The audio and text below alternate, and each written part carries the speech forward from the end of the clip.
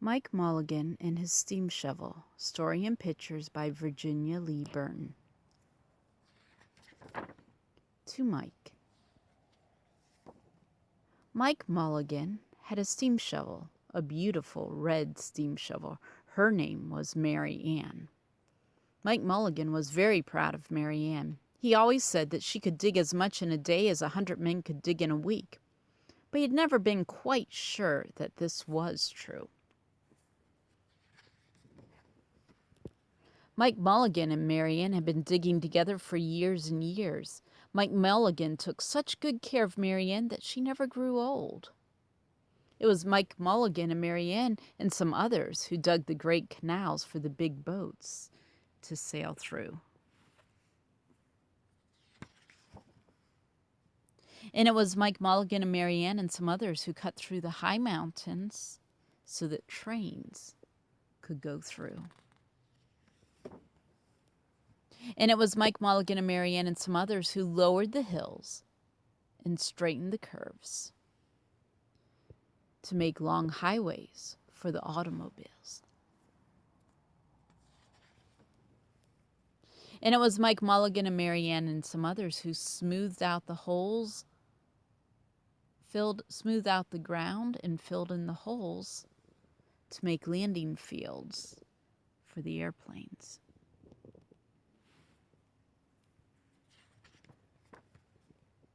And it was Mike Mulligan and Mary Ann and some others who dug the deep holes for the cellars of the tall skyscrapers in the big cities. When people used to stop and watch, Mike Mulligan and Mary Ann used to dig a little faster and a little better. And the more people stopped, the faster and better they dug. Some days they would keep as many as 37 trucks busy taking away the dirt they had dug.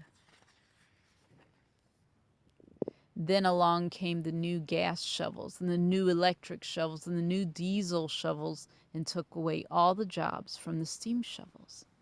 And Mike Mulligan and Mary Ann were very sad. No steam shovels wanted.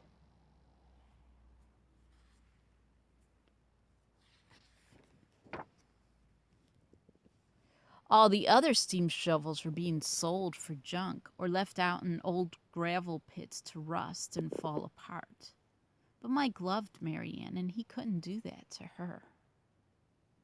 He had taken such good care of her that she could still dig as much in a day as 100 men could dig in a week. Or at least he thought she could, but he wasn't quite sure. Everywhere they went, the new gas shovels and the new electric shovels and the new diesel motors had all the jobs. No one wanted Mike Mulligan and Mary Ann anymore. Then one day, Mike read in a newspaper that the town of Popperville was going to build a new city hall. "We're going to dig the cellar of that town hall," Mike said to Mary Ann, and off they started. They left the canals and the railroads and the highways and the airports and the big cities where no one wanted them anymore, and they went way out in the country. And they crawled along slowly up the hills and down the hills till they came to the little town of Popperville.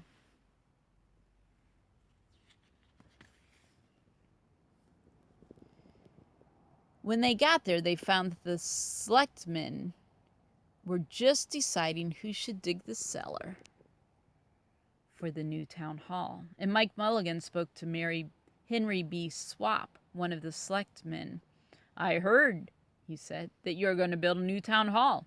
Mary Ann and I will dig the cellar for you in just one day." "What?" said Henry B. Swap. "Dig a cellar in a day? It would take 100 men at least a week to dig the cellar for our new town hall." "Sure," said Mike. "But Mary Ann can dig as much in a day as 100 men can dig in a week." They had never been quite sure that this was true. Then he added, "If we can't do it, you won't have to pay." Henry B. Swap thought this would be an easy way to get part of the cellar dug for nothing.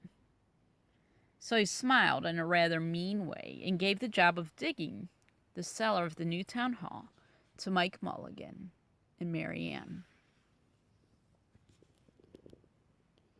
They started in early the next morning, just as the sun was coming up, and soon a little boy came along.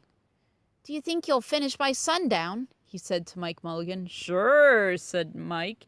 "If you stay and watch us, we always work better and faster when someone is watching us." So the little boy stayed to watch.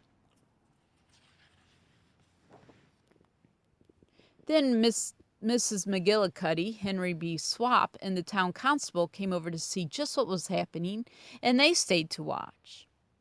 And Mike Milligan and Mary Ann dug a little faster and a little better. This gave the little boy a good idea. He ran off and told the postman, the telegraph boy on his bicycle, the milkman with his cart, the doctor on his way home, and the farmer and his family coming into town for the day, and they all stopped and stayed to watch. And this made Mike Milligan and Mary Ann dig a little faster and a little better, and they finished the first corner neat and square, but the sun was getting higher. Clang, clang, clang, the fire department arrived. They had seen the smoke and thought there was a fire. Then the little boy said, "Why don't you stay and watch?" So the fire department of Popperville stayed to watch Mike Milligan and Mary Ann. And when they heard the fire engine, the children in the school across the street couldn't keep their eyes on their lessons. And so the teacher called a long recess, and the whole school came out to watch. And that made Mike Milligan and Mary Ann dig a little faster and still better. And they finished the second corner neat and square, but the sun was right up in the top of the sky.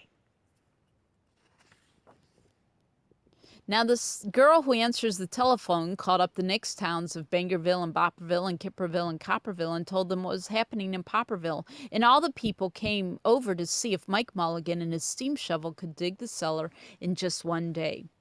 The more people came, the faster Mike Milligan and Mary Ann dug. They would have to hurry. They were only halfway through and the sun was beginning to go down.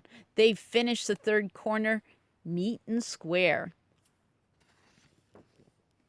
Never had Mike Milligan and Mary Ann had so many people to watch them. Never had they dug so fast and so well. Never had the sun seemed to go down so fast. "Hurry, Mike Milligan, hurry!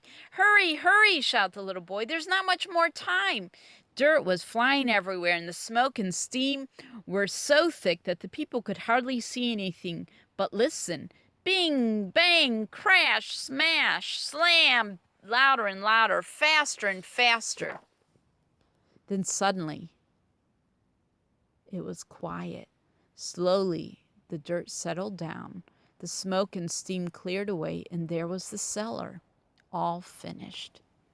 4 corners, neat and square, 4 walls straight down, and Mike Milligan and Mary Ann at the bottom. The sun was just going down behind the hill. "Hooray!" shouted the people. "Hooray for Mike Milligan and his steam shovel. They have dug the cellar in just one day." And suddenly the little boy said, "How are they going to get out?" "Well, that's right," said Mrs. McGillicuddy to Henry B. Swap. "How's he going to get his steam shovel out?" Henry B. Swap didn't answer, but he smiled in a rather mean way. And then everybody said, "How are they going to get out? Hi, Mike Milligan, how are you going to get out?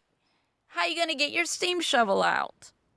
Mike Milligan looked around at the 4 square walls and the 4 square corners, and he said, "We've dug so fast and we've dug so well that we've quite forgotten to leave a way out."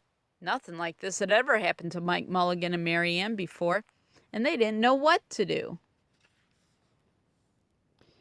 Nothing like this had ever happened before in Popperville, and everyone started talking at once, and everybody had a different idea, and everybody thought that his idea was the best, and they talked and they talked and they argued and they fought till they were worn out, and still no one knew how to get Mike Milligan and Mary Ann out of the cellar they had dug. And then Henry B. Swamps said, "The job isn't finished because Mary Ann isn't out of the cellar, so Mike Milligan won't get paid." And he smiled again in a rather mean way.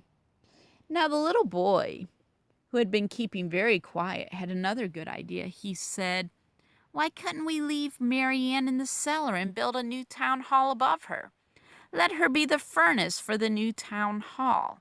And let Mike Mulligan be the janitor.